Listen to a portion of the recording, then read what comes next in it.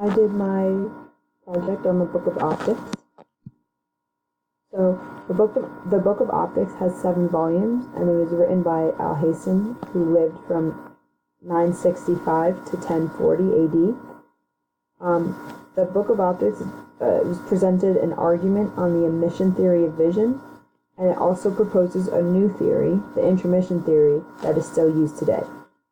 It is noted for its use of the scientific method, and it helped with the development of optics, physics, and mathematics between the 13th and 17th centuries in Europe.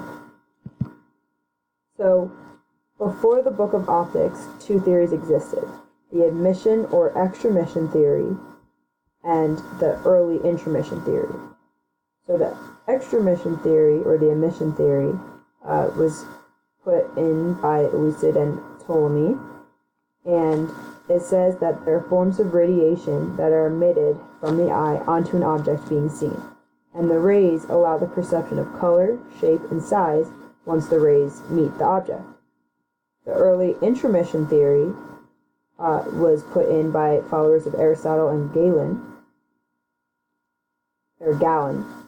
and it said that sight is caused by agents that were transmitted to the eyes from the object or its surroundings.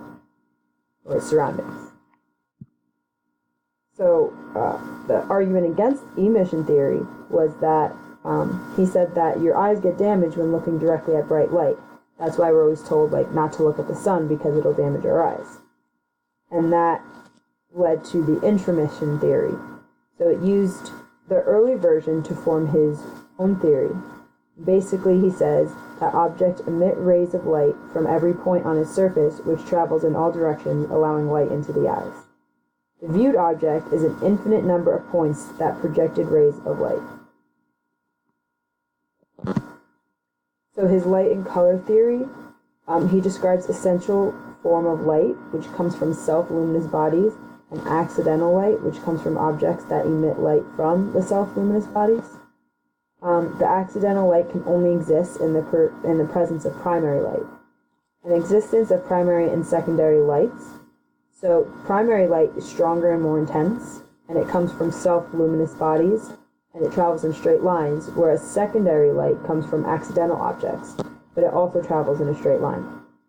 So transparency is a body that can transmit light through them, and that includes air and water, and no body can completely transmit light or be entirely transparent.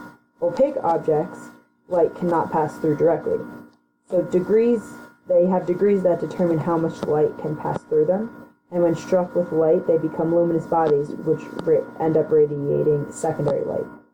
And light can be refracted by going through partially transparent objects, and that travels in straight lines. And light can be reflected by striking smooth surfaces, like mirrors, also traveling in straight lines. Finally, he also talks about the anatomy of the eye and the visual process. So the past theory states that objects radiate light in straight lines in all directions, so the image is blurry. And the eye is hit with light all over the surface. And that made him think of the theory of refraction. The theory of refraction says that objects send infinite amount of rays, but only one of those rays is perpendicular to the eye. And the rays that are not perpendicular are refracted and weakened, and only the ray that is perpendicular to the eye is involved in vision. So the eye only focuses on the ray that is perpendicular to it. The crystalline humor, which is part of the anatomy of the eye, receives light rays from the object and forms a visual cone, and the object being perceived is the base of the cone, and the point, or the vortex, is the center of the crystalline humor. And this transmits the image perceived to the brain through the optic nerve. He also talks briefly about the aqueous humor, which is in front of the crystalline humor, and the vitreous humor, which is behind the crystalline humor, but those are not as critical in vision as the crystalline humor itself. And here is my work cited. Thank you.